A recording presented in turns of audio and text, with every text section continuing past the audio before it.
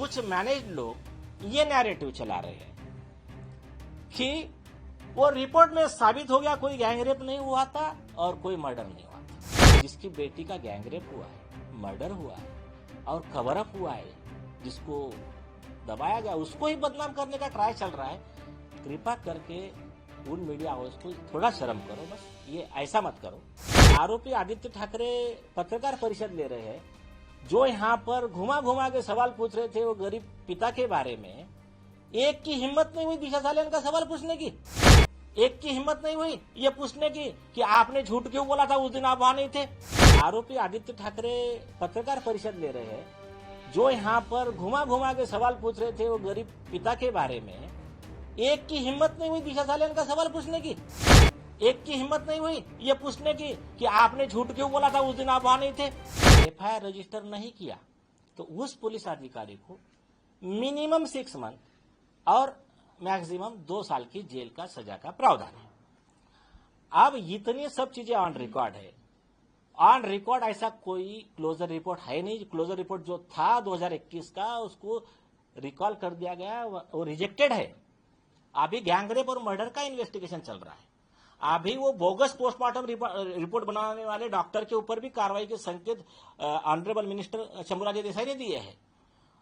वो report bogus, postmortem report bogus, ये हमारी कंप्लेंट है। ऐसा रहते हुए कुछ मैनेज लोग ये नैरेटिव चला रहे हैं कि वो रिपोर्ट में साबित हो गया कोई गैंगरेप नहीं हुआ था और कोई मर्डर नहीं हुआ था,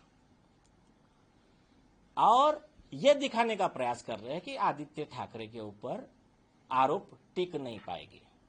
तो अभी आपको सच्चाई मैंने बता दिया, पुलिस का स्टेटमेंट, एसआईटी का स्टेटमेंट, सीबीआई का स्टेटमेंट। आप ये सच्चाई फिर से एक बार वेरीफाई कर लीजिए और गलत हो तो हमारे पे कार्रवाई कर लीजिए।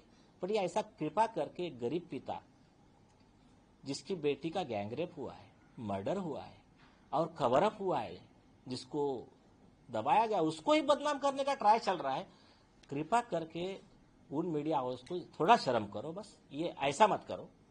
और देखिए, इस देश में कॉमन मैन को न्याय मिलना कितना मुश्किल जा रहा है। आप दामिनी मूवी में देखा होगा और हल्ला बोल मूवी में देखा होगा अजय देवगन की। तो ये प्रैक्टिकल में दिख रहा है आप लोगों को।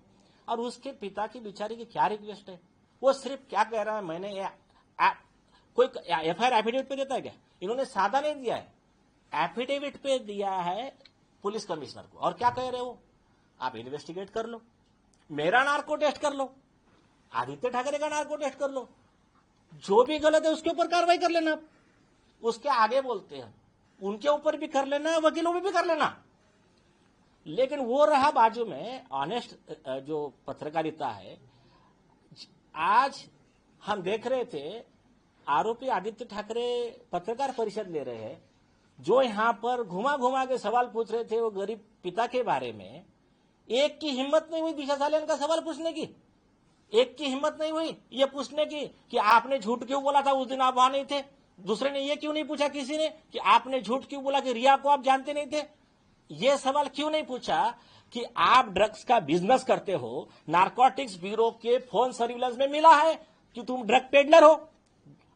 और जाने दीजिए, बाकी के आरोप तो छोड़ दीजिए, पर यह सवाल क्यों नहीं पूछे। दूसरा यह सवाल क्यों नहीं पूछा कि आपके ऊपर वो खुलेआम आरोप कर रहे हैं, आप उनके ऊपर डिफामेशन केस क्यों नहीं फाइल करते। तो ये जरा थोड़ा सा एक रिक्वेस्ट है कि थोड़ा सा जरा जो तथाकथित मीडिया है, बाकी सब मैक्सिमम हमको अच्छे लगे, उन्होंने हमारा फेयरी रिपोर्टिंग किया है, तो उनको जनता के सामने एक्सपोज करने के लिए हमारा ये प्रयास था। दूसरा एक इंपॉर्टेंट घोषणा हम कर रहे हैं, ठीक है, गरीबों को ऐसा अनाथ को मतलब उनकी इज्जत नहीं है ये समझना मत। आपको लग रहा है आपके पास पैसा है, पावर है, हर बार ये इक्वेशन काम नहीं करता। अभी हमने एसएसआर वॉरियर्स ने निर्णय लिया है, जो मीडिया और ये इनके आरोपी जो है उद्धव ठाकरे, आदित्य ठाकरे से लेकर अनिल परब भी उस दिन आके स्टेटमेंट दे रहे, बोले त्याला पोलिसांनी क्लीन चिट दिली, त्याला सीबीआयने क्लीन चिट दिली, त्याला सीआयडीने क्लीन चिट दिली। कुठं दिली दाखवा ना तुमच्या स्वप्नात। हाँ तो उनको अनिल परब जी का कहना है कि आदित्य ठाकरे को दिशा सालियान के मामले में पुलिस ने क्लीन चिट दिया, सीबीआई ने क्लीन चिट दिया, सीआईडी ने क्लीन चिट दिया।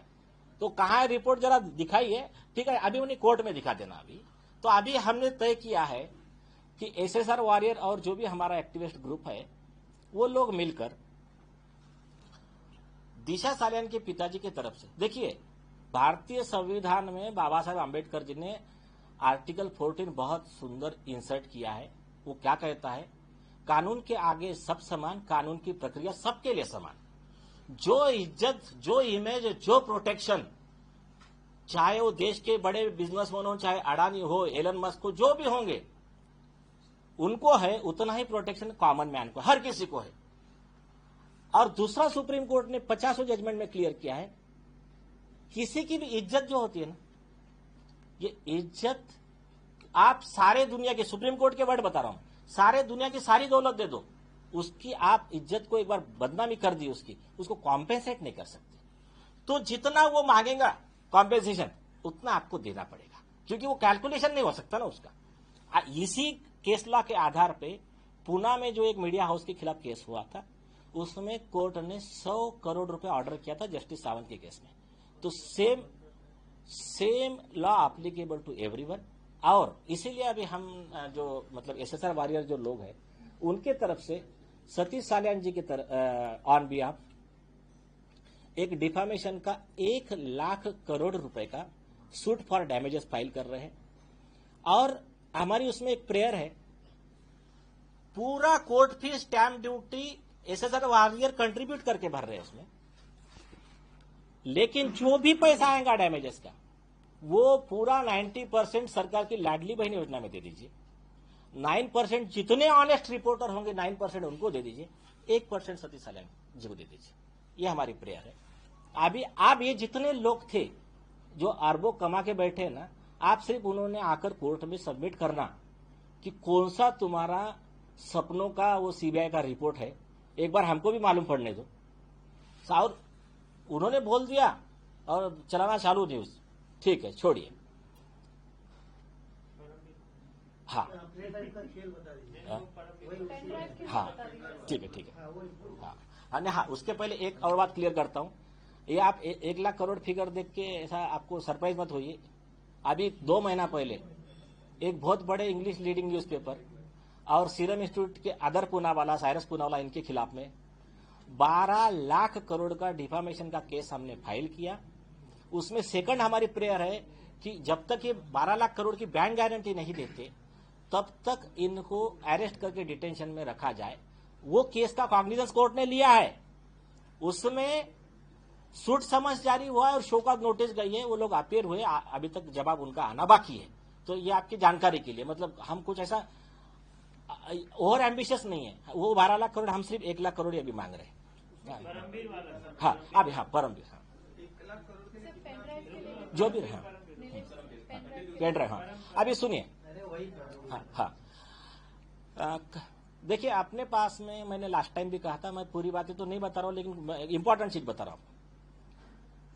कई पुलिस अधिकारी, ईमानदार पुलिस अधिकारी, उनका भी धन्यवाद।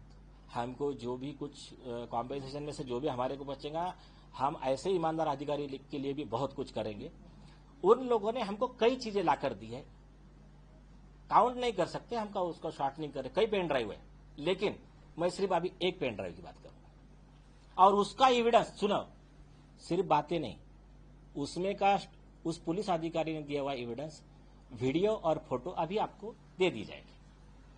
कमिंग टू द पॉइंट, क्या है? Assistant commissioner of police Shri AP Nipunge साहब, एक आदिवासी समाज के एक पुलिस ऑफिसर। दूसरे है हमारे शेड्यूल कास्ट कम्युनिटी के हमारे एक मित्र है भीमराज खाड़गे साहब, वो भी असिस्टेंट कमिश्नर ऑफ पुलिस। तो ये 2 लोग, ऐसे बहुत है, मैं सिर्फ 2 दे रहा हूं, बाकी तो बेचारे डर रहे, बोले ये हमारा मर्डर करा देंगे, ये कर देंगे। आप सिर्फ हमारे से प्रूफ ले लो, आप ही दिखा देना, हमको सामने मत आने दो। ये 2 लोग परमवीर के करप्शन में, उसके गलत धंधों में साथ नहीं दे रहे थे, तो परमवीर सिंह ने इनके खिलाफ झूठे केसेस बनाना, इनको अरेस्ट करना, ये सारे का फॉल्सली प्रोसिक्यूट करना, हरेसमेंट, ये सब उसने काम किया। लेकिन वो भी खुद पुलिस ऑफिसर है ना, जिनके खिलाफ वो लड़ रहा है, और ऐसे वैसे नहीं है। वो भी मतलब देखो, महाराष्ट्र की धरती में हम जन्मे हैं, तो मैं बताऊं ना, मेरा जो लड़ने, अन्याय के खिलाफ लड़ने की ताकत कहां से आती है?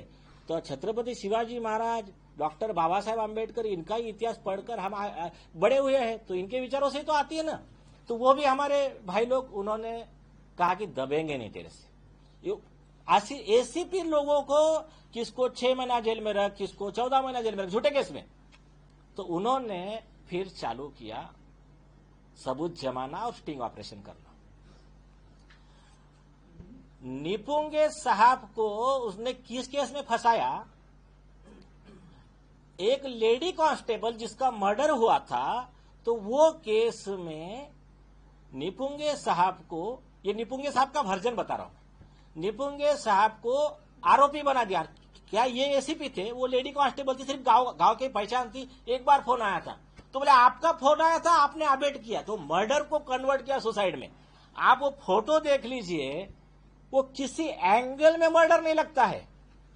तो वो फोटो भी देख लीजिए। और बाद में निपुंगे साहब ने पुलिस डिपार्टमेंट का किया स्टिंग ऑपरेशन। स्टिंग ऑपरेशन में जो परमवीर सिंह के राइट हैंड थे, दूसरे असिस्टेंट कमिश्नर ऑफ पुलिस कदम साहब, वो वीडियो मैं आपको दे रहा हूं अभी।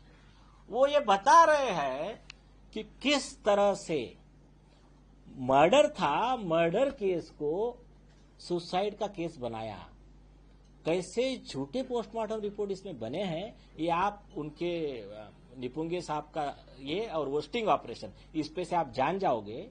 और ये इनका मोडस ऑपरेंडी है।